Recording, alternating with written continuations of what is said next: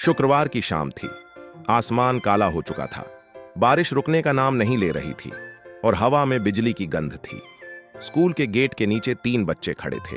आरू दीदी, समझदार और भोली, आयुष्य, बहादुर और शांत, और डुग्गिया, थोड़ा डरपोक पर प्यारा। तीनों ने अपने गुलाबी सफेद चेक वाले स्कूल यूनिफॉर्म पहने थे और हाथों में छाते थे।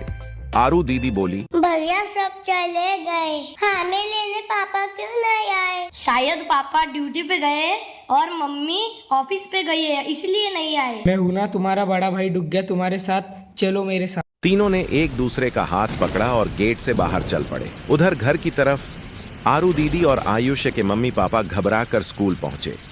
पापा की आंखों में डर और बेचैनी थी।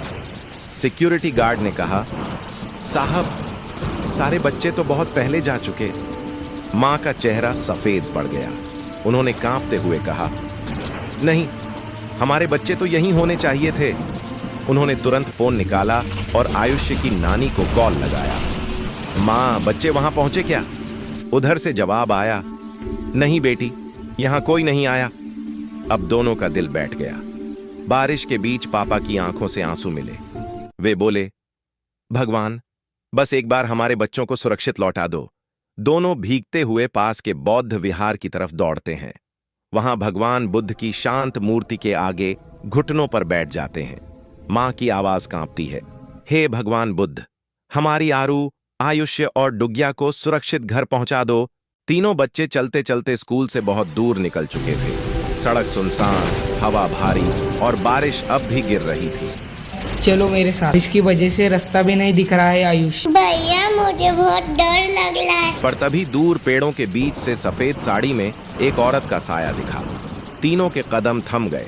बिजली चमकते ही वो साया गायब हो गया। गुगु, मुझे ऐसा लग रहा है कि हमारा पीछा कोई कर रहा है। डरो मत, हवा होगी।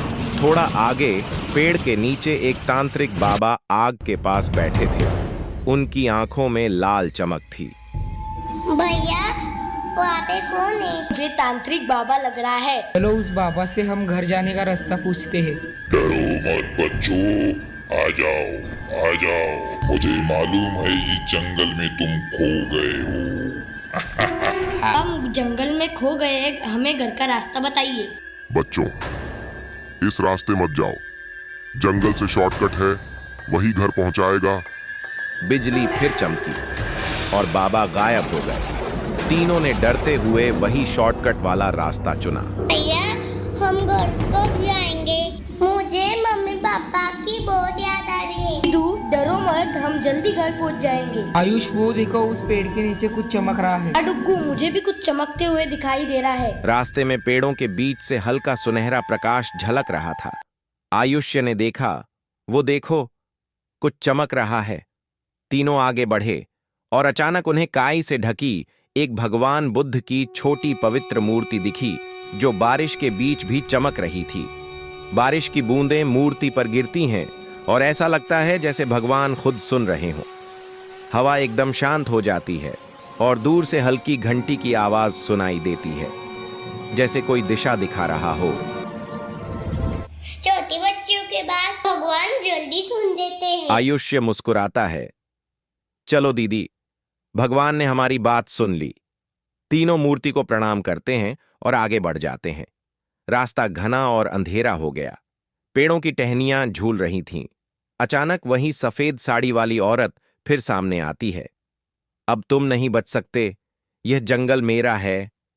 तीनों घबराकर भागते हैं। गुगु, हमारे पीछे कौन सा साया है? भागो! बिजली, बारिश और हवा सब एक साथ गूंज रहे हैं। देखो आयुष, डरो मत, ऐसे वक्त पे हमें एक दूसरे का साथ नहीं छोड़ना चाहिए। आयुष्य चिल्लाता है, नहीं, हम डरेंगे नहीं, भगवान बुद्ध हमारे साथ हैं। डुग्गू, दादाजी हर बार कहते हैं भगवान का नाम लेना चाहिए। नहीं, हम डरेंगे नहीं, भगवान बुद्ध की मंगल करो ना हमारे साथ। भैया, हम भगवान बुद्ध का नाम लेते हैं। हाँ दीदू, छोटे बच्चों की प्रार्थना भगवान जल्दी सुन लेते हैं। तीनों बच्चे हाथ जोड़ते हैं और जोर से मंत्र बोलते हैं। बुद्धं शरणं गच्छामि,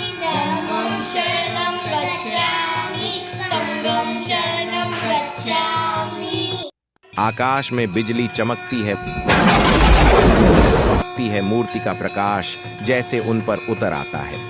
भूतनी चीखती है, उसका चेहरा जलने लगता है, वो धुएं में बदलकर गायब हो जाती है। धीरे धीरे बारिश थमती है, सूरज की पहली किरण पेड़ों से झांकती है। तीनों बच्चे मुस्कुराते हुए जंगल से बाहर आते हैं।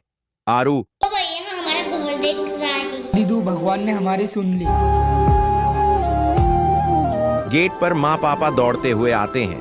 माँ उन्हें गले लगाकर रोती है। कहाँ थे तुम लोग? आरू मुस्कुराती है। डर नहीं लगेगा मम्मी, भगवान हमारे साथ है। अब डर नहीं लगेगा माँ, भगवान बुद्ध हमारे साथ हैं। हर अंधेरी रात के बाद एक सुबह होती है और हर डर के पीछे छुपा होता है विश्वास। हर अंधेरी रात में डर नहीं, एक सीख छुपी होती है। जब जीवन में रास्ते गुम हो जाएं, जब चारों ओर अंधेरा फैले, तो याद रखना, डर को जीतने की ताकत बाहर नहीं, हमारे भीतर होती है। जिस पल हम श्रद्धा से, सच्चे मन से भगवान का नाम लेते हैं, वो पल ही प्रकाश बन जाता है। जैसे इन तीन मासूमों ने सीखा, भय भागता है जब मन में बुद्ध जागते हैं।